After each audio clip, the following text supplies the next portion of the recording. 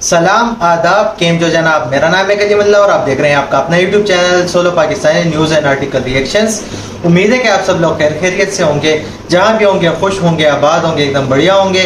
अगर आप हमारे चैनल पे नए, चैनल को अभी तक सब्सक्राइब नहीं किया, चैनल को सब्सक्राइब करें, लाइक करें, कमेंट करें, दोस्तों के साथ शेयर करें, बेल आइकन जरूर दबाएं ताकि आने वाली तमाम वीडियोस नोटिफिकेशन सबसे पहले आप तक पहुँच सके। आज जिस वीडियो पर हम रिएक्ट करने वाले हैं बहुत ही बड़ी डेवलपमेंट निकल के आ रही है। डेवलपमेंट यही है कि इंडिया की जीत हुई है, कनाडा की हार हुई है, क्योंकि कनाडा के पीएम ने जो एलिगेशंस लगाए थे, अभी देखें इस वीडियो का टाइटल है Canada apologize to the world, जो जस्टिन ट्रूडो ने किया, जस्टिन ट्रूडो। तो बिना कोई देरी की वीडियो को स्टार्ट करते हैं। वीडियो को एंड तक देखें, एंजॉय करें, इंफॉर्मेशन हासिल करें, अंत तक बने रहें, अंत में बातचीत करेंगे। Let's start. नमस्कार and welcome you all to world affairs. मैं हूं Prashant Dhawan. Now recently Canada ने मांगी है पूरी दुनिया से माफ़ी। ये इन्होंने कहा है कि हमसे बहुत बड़ी गलती हो गई थी, हमने एक हिटलर के ज़माने के नाज़ी को अपने पार्लियामेंट में बुलाया और उसके लिए तालियां बजवाई। तो इसके लिए यहाँ पे आप देख पाओगे कनाडा के पीएम ने खुद ऑन रिकॉर्ड माफ़ी मांगी है for the recognition of Nazi unit war veteran in Canadian parliament. और अगेन इस वीडियो में हम जानेंगे कि हाल ही में हुआ क्या है, किस तरीके से जस्टिन ट्रूडो को इन्हीं के पार्लियामेंट में जो इनका ऑपोजिशन लीडर है उन्होंने घेरा, उनको ये कहा कि प्राइम मिनिस्टर को पूरी दुनिया से माफ़ी मांगनी होगी, नहीं तो कल को दुनिया के बाकी पार्लियामेंट्स में भी ये होना स्टार्ट हो गया तो इसकी जिम्मेदारी कौन उठाएगा। तो डिस्कस करते हैं सारे टॉपिक को, बहुत कुछ यहाँ पे आपको जानने को मिलेगा। मगर आगे बढ़ने से पहले आपसे क्वेश्चन पूछूंगा। क्वेश्चन यहाँ पर ये है कि 2024 के ऑस्कर्स के लिए इंडिया की ऑफिशियल एंट्री कौन सी है for best foreign film category. ये है यहाँ पे आपकी ऑप्शंस: जेलर, जवान, 2018, एवरीवन इज अ हीरो, या फिर the Kashmir files. Comment section में करिए उत्तर, सही आंसर आपको मिलेगा वीडियो के अंत में। नाउ सबसे पहले तो मैं चाहता हूं कि कनाडा में जो ऑपोजिशन पार्टी के मेन लीडर हैं इनकी आप वीडियो देखिए। यहाँ पे इस वीडियो को देखकर, छोटी सी वीडियो है, इस वीडियो को देख के आप समझ पाएंगे कि जस्टिन ट्रूडो को कितना ज़रा प्रेशर फेस करना पड़ा कनाडा में ही और किस लेवल पर इनको ह्यूमिलेट किया गया।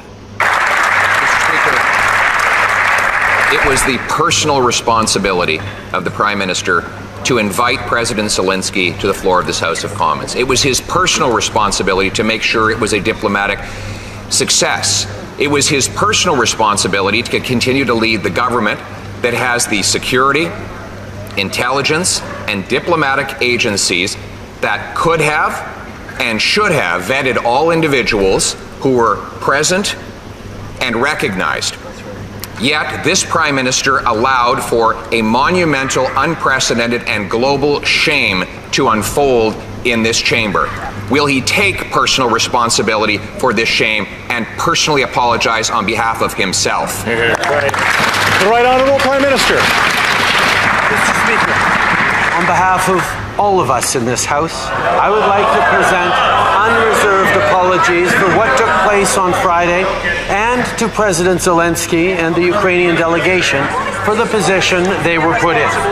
For all of us who were present to have unknowingly recognized this individual was a terrible mistake and a violation of the memory of those who suffered grievously at the hands of the Nazi regime.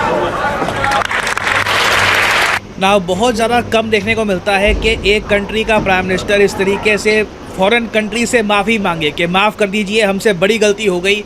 जिस आदमी को हमने अपने parliament में बुलाया उसके लिए तालियां बजवाई, हमें पता ही नहीं था कि वो तो हिटलर की तरफ से लड़ा था। ये बात तो आपको क्लियर हो गई होगी कि वर्ल्ड वॉर 2 में हुआ क्या था कि जब हिटलर ने यूएसएसआर पे आक्रमण करने का सोचा अंडर बारबरोसा, सबसे पहले उसने कब्जा लिया यूक्रेन। यूक्रेन के लोगों ने हिटलर के सामने संघर्ष नहीं किया, उन्होंने बड़े आराम से सरेंडर कर दिया। उल्टा यूक्रेन के लोगों ने ये कहा कि चलिए आप और हम मिलकर, जर्मन और यूक्रेनियंस मिलकर, हालांकि उस वक्त यूक्रेन एज ए कंट्री था नहीं, ये यूएसएसआर का ही पार्ट था, मगर आज के समय आप कह लीजिए जो यूक्रेनियंस हैं उन्होंने कहा कि हम आपके साथ मिलकर, जर्मनी के साथ मिलकर मॉस्को पे आक्रमण करेंगे। फिर एक बड़ा अटैक हुआ मॉस्को पर, मगर हिटलर की सेना साथ में यूक्रेनियंस ये सब मॉस्को तक पहुंच नहीं पाए। स्टालिनग्राड में ही रास्ते में इनको हरा दिया गया। और ये हिस्ट्री का इतना एक बेसिक चैप्टर है। अगेन देखो, दुनिया इस बात को लेकर शॉक्ड है कि जब तालियां बजाई जा रही थी उस आदमी के लिए कनाडा के पार्लियामेंट में, तब एक लाइन बोली गई थी कि ये आदमी यूएसएसआर के अगेंस्ट लड़ा था वर्ल्ड वॉर 2 में।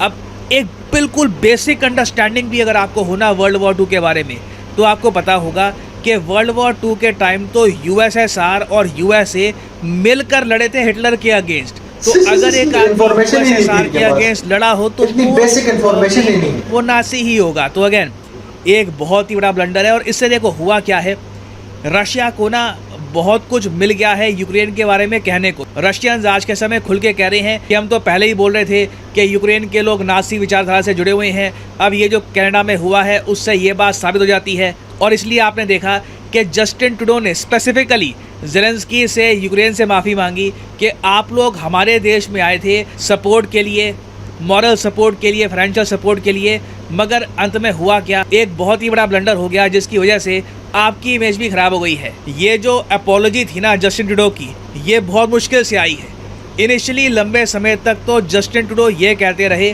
कि जो भी इनसे गलती हुई है ना कनेडियन पार्लियामेंट में, ये रशियन प्रोपेगेंडा का नतीजा है। और उसके बाद कनेडियन पब्लिक, कनेडियन मिनिस्टर्स ने इनसे पूछा कि इस सब के पीछे रशिया का क्या रोल होगा। हमने ही प्रॉपर्ली चेक किया नहीं कि आदमी का बैकग्राउंड क्या था, बस उसके लिए तालियां बजा दी। तो इससे आप समझ सकते हैं कि लंबे समय तक जस्टिन ट्रूडो ने कोशिश करी थी कि इस सब की जिम्मेदारी इन पर ना आए, बट इन दी एंड इन्हें दुनिया से माफ़ी मांगनी पड़ी। अब यहाँ पे आप पूछोगे मगर इस सब का इम्पैक्ट इंडिया पे क्या होगा। देखिए पहली बात तो इंडिया ने ये इशू सरकारी तौर पे कहीं पर रेस किया नहीं, मगर कनाडा में, उसके अलावा वेस्टर्न मीडिया में कई जर्नलिस्ट हैं, कई थिंकर्स हैं, ये ओपनली सवाल उठा रहे हैं कि शायद कनेडियन गवर्नमेंट को, या आप कह लीजिए कनेडियन गवर्नमेंट को जो सपोर्ट कर रही हैं पॉलिटिकल पार्टीज़, उनको आइडिया ही नहीं है कि इनके आसपास कौन से लोग हैं। फॉर एग्जांपल ये जो फोटो है ये हाल ही में काफ़ी पॉपुलर हो गई थी। यहाँ पे आप देख पाओगे जो आदमी है जो आइसक्रीम खिला रहा है जगमीत सिंह को। जगमीत सिंह के बारे में अब तक आपको पता लग गया होगा, इसी के सपोर्ट की वजह से जस्टिन ट्रूडो की सरकार चल रही है। अगर ये सपोर्ट वापस ले ले, आज के आज कनाडा में सरकार गिर जाएगी। तो ये जो यहाँ पे आइसक्रीम खा रहा है ना जगमीत, ये खा रहा है परवकार सिंह दुलाई के हाथ से। ये जो आदमी है ना परवकार, ये कनेडियन सिक्योरिटी इंटेलिजेंस के कहने के बाद इसको 2018 में नो फ्लाई लिस्ट में ऐड कर दिया गया, क्योंकि ये बहुत ज़्यादा संदिग्ध गतिविधियों में पाया गया था। बाद में ये आदमी कनाडा के कोर्ट में भी गया, इसने ये कहा कि जो नो फ्लाई लिस्ट में मेरा नाम डाल रखा है ये रिमूव करो। कनेडियन कोर्ट ने इस आदमी की प्ली रिजेक्ट कर दी। और यहाँ पे आप देख पाओगे किस तरीके से ये आइसक्रीम या जो भी है पकवान ये सब खिला रहा है जगमीत सिंह को। तो देखो क्लियरली कनेडियन गवर्नमेंट को ना आइडिया नहीं है इनके आसपास कौन लोग हैं, ये क्या कर रहे हैं। इंडिया को भी कहीं ना कहीं मेरे हिसाब से जो ये नासी वाला इशू है ये रेस करना चाहिए था। कई कंट्रीज़ ऑलरेडी रेस कर चुकी हैं इस इशू को, पोलैंड, रशिया। बट इस टॉपिक की जो टाइमिंग है ना ये बहुत ही इंपॉर्टेंट है। इससे एक बात साफ हो चुकी है कि गवर्नमेंट जो है, करंट कनेडियन गवर्नमेंट, इससे फॉरेन पॉलिसी नहीं संभल रही और ये लोग कनाडा की जो रेपुटेशन है इंटरनेशनली इसको बहुत ज़्यादा डैमेज कर रहे हैं। और वैसे आप अगर सोच रहे हैं कि ये सारा जो इशू है ये अब बंद हो गया at least for the time being, तो नहीं, अभी भी कई देश हैं। फॉर एग्जांपल पोलैंड, यहाँ पे आप अगर देख पाएंगे आपको दिख जाएगा पोलैंड एक बड़ा विक्टिम था नासी जर्मनी के अग्रेशन का। तो पोलैंड की जो करंट गवर्नमेंट है इन्होंने ये कहा है कि जिस आदमी को कनेडियन पार्लियामेंट में फैसिलिटेट किया गया था उसके लिए तालियां बजाई गई थी। यहाँ पे आप देख पाओगे यारोस्लाव हुंका, इसने हिटलर के लिए काम किया था, इसको आप एक्स्ट्राडाइट करो पोलैंड को। पोलैंड ने ओपनली कह दिया है कि ये आदमी हमको चाहिए, इसके ऊपर हमें केस चलाएंगे, ये एक वॉर क्रिमिनल भी हो सकता है। तो अगेन जो एम्बेरसमेंट है कनाडा के लिए ये रुकने का नाम नहीं ले रही।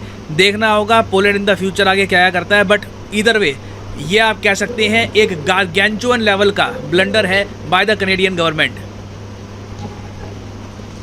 तो ये वीडियो थी बहुत ही कमाल की कि कनाडा देखें, कनाडा की इतनी वीक पॉलिसीज हैं जबकि वो टक्कर ले रहे हैं भारत से। भारत आजकल जो है वो पॉलिसीज के मामले में फॉरेन पॉलिसीज जो हैं वो भारत की बहुत स्ट्रेट फॉरवर्ड है। ना कि सिर्फ फॉरेन पॉलिसीज बल्कि पॉलिसी मेकर्स जो हैं भारत के बहुत ही ज़्यादा well educated and well inform बंदे हैं। इनकी जो है वो इंटेलिजेंस भारत की बहुत ज़्यादा स्ट्रॉन्ग है। जबकि इससे अंदाज़ा लगता है कि देखिए पार्लियामेंट में किस तरह बंदे को सपोर्ट किया, इस तरह बंदे को जो है वो अप्रिशिएट किया है जो कि नाजी था।